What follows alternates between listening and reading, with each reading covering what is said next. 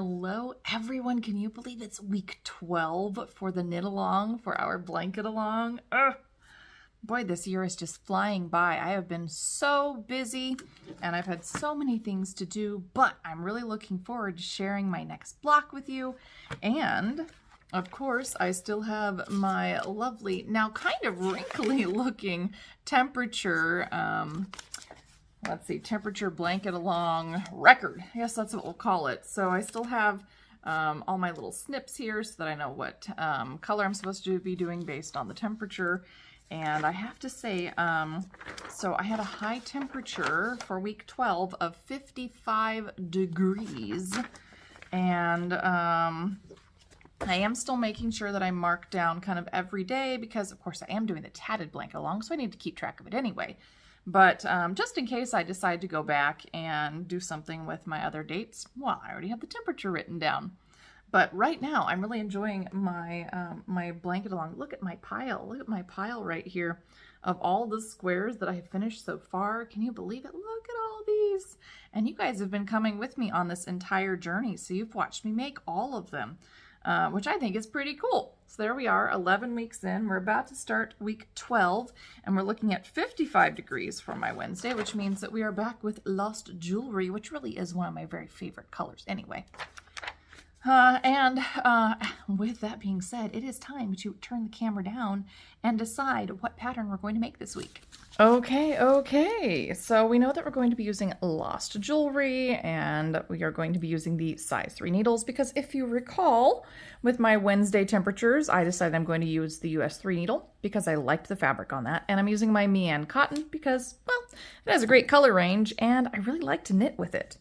And I don't say that about a lot of cotton. So since we know that we are at 55 degrees, it's time to take a look at our pattern. Now, I of course used a different yarn and a different needle for my original pattern, so we're just ignoring that. And let's find a pattern to work. Let's see. Now, I have already made, well, all 3 of my patterns here, and I've already made all 3 of my patterns here. So that's 6 patterns gone. I could be doing flying geese or the horizontal parallelogram. Of course, imitation lattice is fun. But you know, we haven't done very much of this color work. So what do you say this week we go ahead and we work some little checks? I think that'll be really fun. Let me see what colors I would have to play with. So in this week, I could potentially use, what was number 75. I could use Blue Moon. I could use Lost Jewelry, which I was already planning on. And I had one day with Blue Screen of Death where I had temperatures down in the 40s. Let's see. You know, I wonder, that might look really nice together. Let's grab some Blue Screen of Death. You know, we could do the stripes instead. Let's see. So if I have, oh, I think this is a winner. Look at this. This looks nice together. Okay, so that's what I'm going to do this week. Instead of the little checks, I'm going to do stripes. Stripes will be really fun. And stripes are really easy as well. I'm just going to do 2 rows of each color as I come to them and then just carry my colors up the side because I will be stitching this all together. So I don't care if I have those floats on the side. I won't break my yarn. I'll just keep carrying it up the side. So I think I have a plan. All right, so let's get cracking. Let's see. If I'm going to do this properly, put all my papers away. If I'm going to do this properly, it says that I will be casting on 32 stitches with color. Of course, we ignore all the colors. Oh, so I can pick any color. Which one should I cast on first? I could do the really dark, lovely school uniform. I could, wait, school uniform? No, Blue Screen of Death. Blue Screen of Death. I could do Lost Jewelry, or I could do the really fun Blue Moon. That one's Blue Moon, right? Yep, Blue Moon. Well, maybe I should do it based on when the temperatures happen. Let's see. That would be this way. What do you think? I think that sounds fun. All right, I'm going to start with my Blue Moon, add a couple of rows of Lost Jewelry, and then add a couple rows of that school uniform, and then I will keep going. And basically I'm just going to cast on 32 and I'm going to knit all the way across no matter what. I know that it says to follow my chart and repeat the stitches between the lines 5 times, repeat the chart 6 times, and then work rows 1 through 4 again before I bind off. But what's probably going to happen is I know I just have to knit every row. So I will go ahead and knit every row as I come to them. I'll just switch colors every 2 rows. I'll carry my colors up the side. And I'll show you how I do that in just a minute. But I'm pretty much going to ignore my chart because I really only had it there for the people that desperately needed it. But I know I'm just knitting on one side, purling on the other, and I'm going to slip the first stitch on each row. So we're going to kind of ignore the chart. Isn't that fun? We get to like be a little rebellious and ignore the chart. So let's go ahead and grab that first color and cast on 32 stitches.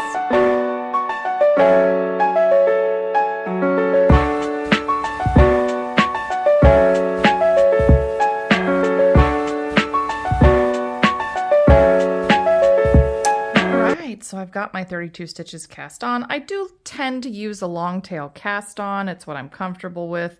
But if you'd like to use another cast on, feel free. This is a great blanket to explore new cast ons with as well, because you are just doing fun new things in every square. So why not try a new cast on? So I'm going to slip that first stitch and then I will just knit all the way across.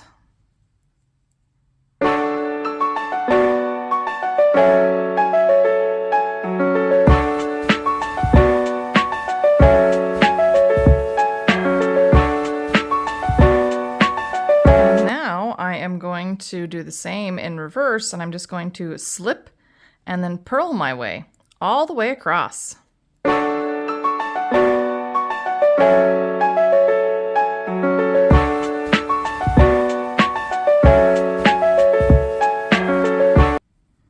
And now I am going to add in my next colors. So I'm going to use that Lost Jewelry.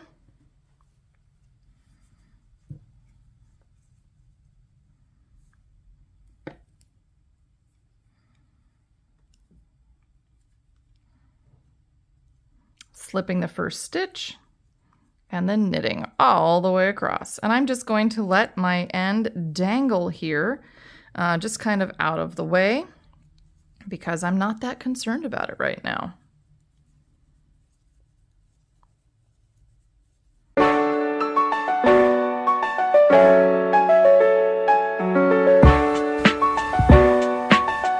And again, on the back side, I'm going to slip that first stitch and purl all the way across my row.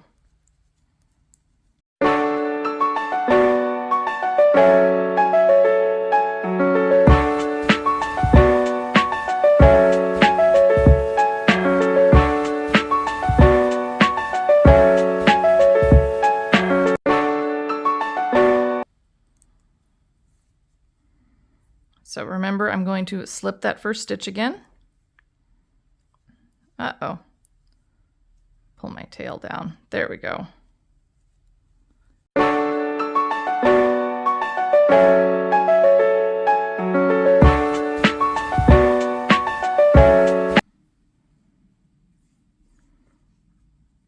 And on the back side, slip and then purl all the way across.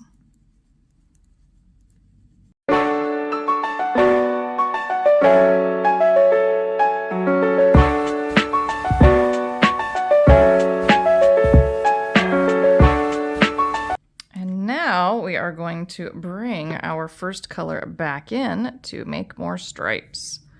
So in order to do that, I like to sort of untwist all of my colors and make sure that I know where everybody is. So this one clearly, let's see, needs to go like this. There we go. All right, so here are my 3 colors.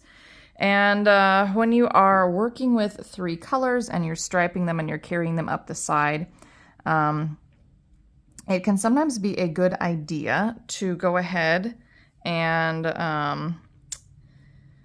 wrap your new working yarn around both of the colors that you are going to be sort of carrying along the side, because otherwise they can hang out. Now your other option is to just let them hang out and you're only going up 4 rows each time. So we can pull these up 4 rows. It's not that big a deal, especially because this is actually a slip stitch too here on the edge. So you're going to be pulling it in 1 stitch in from the edge anyway.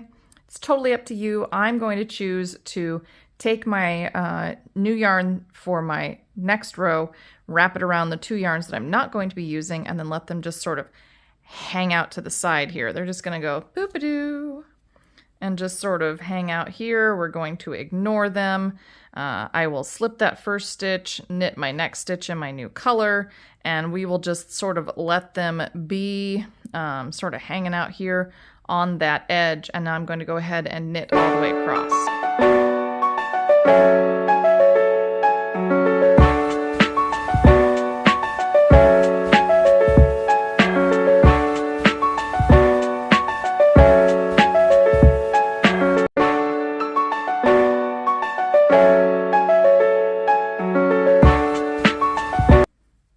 And now for the next color in my sequence, I am again going to sort out my colors, which are not as crazy as they appear.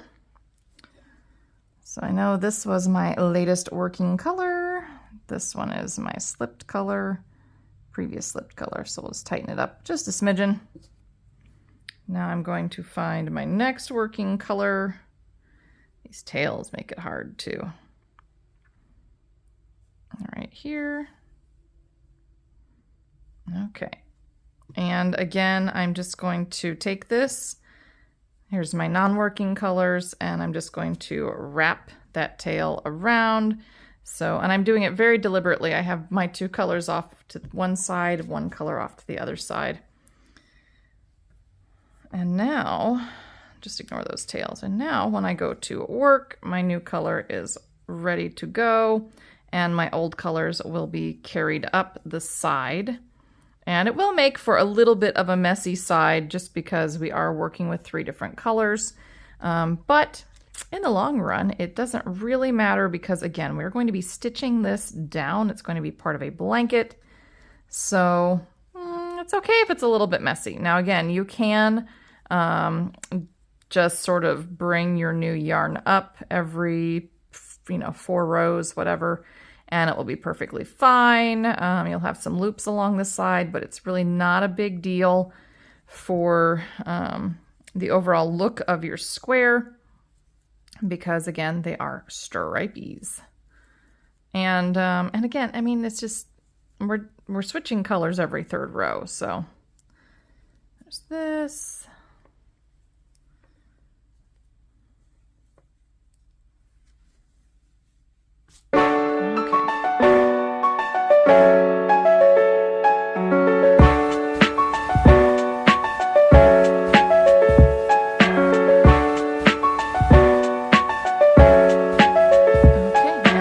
To do the flip flop again. I'm just going to set this one over here because I know that I just used this one. This is my next color that I need. So I'm just going to disentangle this. Now I'm having some issues. There it is, because my tail keeps getting up in here.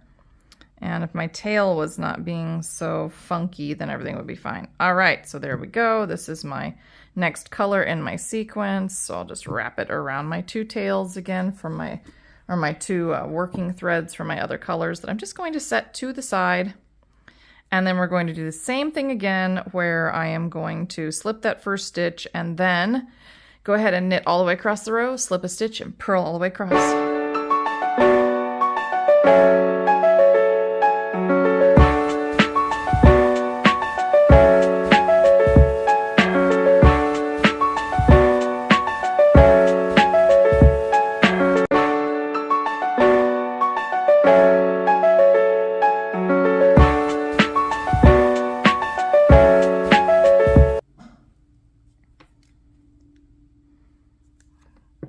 right, there we go. This is the beginning of our, ooh, it's a very pretty striped square. And I am going to go ahead and do 6 repeats of my 3-stripe sequence. So I should have 6 of the dark blue stripes, and then I'm going to evaluate because I will probably need to do a 7th full repeat of the stripe sequence just to get a square that's approximately square. But I will let you know when I come back for my little closing video like I do at the end every time. Now, if you are finding that this edge is just a little messy, you can, of course, always sort of tidy it up by giving your yarns a little tug. Just don't tug them too tight because you don't want to make this a really, really tight edge here either. So pay attention to that. All right, I will be back in a little bit with a finished square. Okay, I'm all done with my square.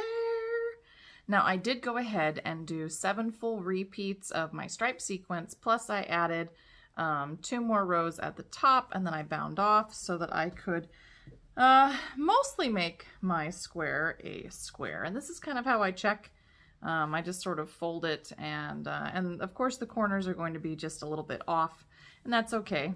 And I did try to make sure that I wasn't too tight along this one edge where I am carrying my yarn up. That is something that you do need to kind of watch, that you don't get too tight along that edge. Now at one point, so you can see here I've carried along and I've been twisting every 2 rows, and then here, just because I thought it would be good to show you, I went ahead and I just started carrying my yarn every 4 rows instead of twisting it around. Every 2 rows. Marshmallow's crawling up on the table to be like, check you guys out. Anyway, so you can see that it does, this is just a little tidier along the one edge. If you go ahead and wrap every 2 rows, you know, your dominant yarn or whatever you're going to be using around the ones you're not, versus if you go ahead and sort of carry up every 4 rows.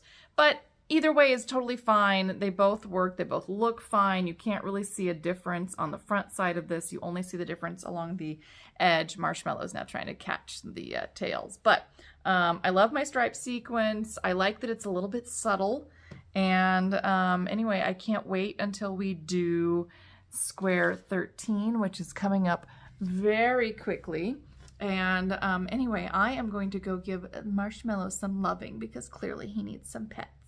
And until next time, remember to subscribe to the YouTube channel, follow us on Facebook, subscribe to our Instagram channel, or follow us on Instagram, I should say. Follow us on TikTok. We're everywhere. We're trying to connect with all of you all the time. Remember that I do have kits available if you want a kit and some Man cotton. I just have like 1 ball of 10 different colors, so you can play with it how you want. And yeah, anyway, until next time, please take care of yourself mentally, physically, emotionally, and craftually. Make sure that you're doing that 15 minutes of crafting every day. I clearly did my 15 minutes, a little more than 15 minutes of crafting to make my squares. So I've had my crafting time today. And anyway, I will see you guys next time for episode 13. So